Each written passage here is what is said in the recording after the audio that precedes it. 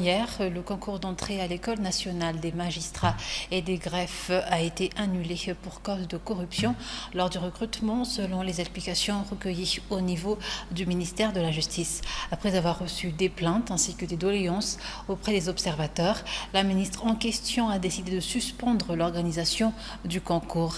Après l'audit effectué par un expert étranger, de nouvelles informatisations seront établies dans le déroulement du concours. La date du concours pour cette année 2019 sera connue bientôt, selon toujours la garde des Sceaux. Rinar Mohamed Mbouich et Yves Rassata. Le déroulement du concours auprès de l'École nationale des magistrats et des greffes a suscité la polémique l'année dernière. Au moment où les candidats attendaient la sortie des résultats, le ministère de la Justice a décidé d'annuler le concours en entier.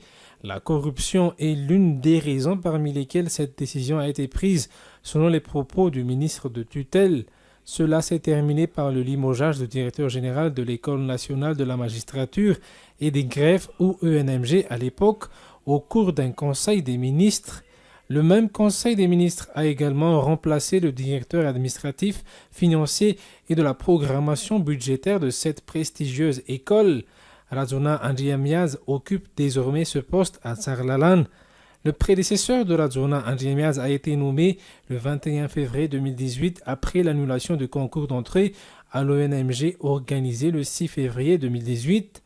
Ces limogeages interviennent juste après la décision de la nouvelle ministre de la Justice, Armis Nourvloul, de suspendre le concours d'entrée à l'ONMG, le remake de celui qui avait été organisé le 6 février 2018.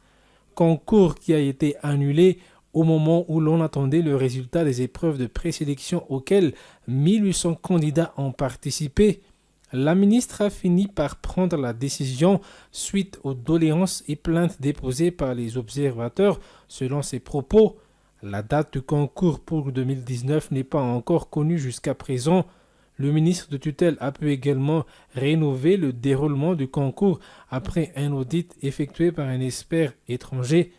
La ministre de la Justice préconise un nouveau processus d'inscription ainsi que de correction. Toutes les inscriptions se feront en ligne. Les copies seront tous codées jusqu'à la sortie des résultats, toujours selon la ministre de la Justice. La garde des Sceaux est également satisfaite du résultat de l'année judiciaire 2018. Elle de déclarer que la lutte contre la corruption a été un succès. Une vingtaine d'agents pénitentiaires ont été sanctionnés, d'autres même ont été renvoyés. Les justiciables, dont des magistrats et des greffes, ont été sanctionnés également. Le renforcement de la lutte contre la corruption se poursuit selon les propos de Armis Nourvloul, ministre de la Justice actuel. L'année judiciaire 2019 a débuté ce jour, marquée par une cérémonie de présentation de vœux.